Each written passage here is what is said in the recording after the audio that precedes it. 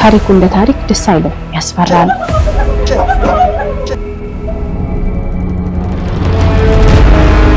ሙሽራ ሆና ወደ አዲስ ቤት ስትመጣ የጓጓችለትን ህይወት የፈለገችውን ኑሮ አንድ ብላ መኖር ስትጀምር በእጇ ትልቅ ተስፋን ይዛ በልቧ ግን ፍርሃት አለ። ይህች ሴት ይህን ቤተሰብ አታውቀው። በእርግጥ ከሰርጉ በኋላ ይሄ የመጀመሪያ ቀኗ ነው። የቤቱ ህግ ምን ይሆን? እዚህ ቤት በስንት ሰዓት ይተኛል? ምግባቸው ምን አይነት ነው? ምግብ ስንት ሰዓት ነው የሚበላው? መኝታ ሰዓቱ ስንት ነው? ጮክ ተብሎ ነው የሚወራው ወይስ ቀስ ተብሎ ነው የሚወራው?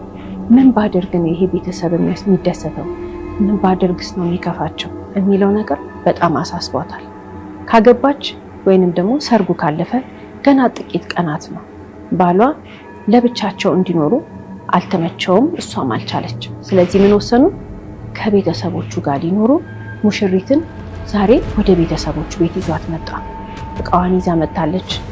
በሙሉ የምትፈልጋቸው የትምህርት ማስረጃ፣ የልደት ካርድ ምናምን፣ ፓስፖርቷ ምናምን ሁሉ ጥቅልል አርጋ ወደ እሱ ቤት ቤተሰቦቹ ጋር ወደ እሱ ክፍል አስገብታ ደልድላለች። ዝምታቸው ደስታ ነው ወይስ ማስጠንቀቂያ ነው አልገባትም። ግን ገና ከመጣች ቀን ጀምሮ ቤታቸው ጸጥ ያለ ነው። ተዟዙሯ ቤቱን አየች። በሚቀጥሉት ቀናቶች ቡና ሲፈላ፣ ምግብ ሲበላ እኛ ቤት እንዲህ ነው የሚደረገው፣ ይሄ ቤት እንዲህ ነው የሚሆነው እየተባለች እየለመደች ነው።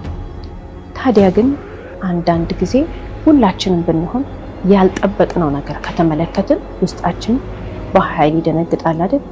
ይህች ሙሽራ ገና ባሏ ቤት መኖር ከጀመረች ከባሏ ጋር ማለት ነው ቤተሰቦቹ ቤት ሆነው የተመለከተችው ነገር ቃላት አውጥታ ለመግለጽ አቃታት ስንል ልቧ ትርክክ ነው ያለው። ሰው እንደዚህ ሆኖ ይኖራል? ሰው እንዲህ አይነትም ነገር እያሳለፈ በቤት ውስጥ በሰላም አንድ ላይ ሆኖ ይኖራል ብላ የሚያስደነግጣትን ነገር ተመለከተች። በፊልም እንኳን አይታው እንደማታውቅ የምትናገረው ነገር በእውነተኛ ህይወቷ ላይ ስለተመለከተች እጅግ በጣም ደንግጣለች።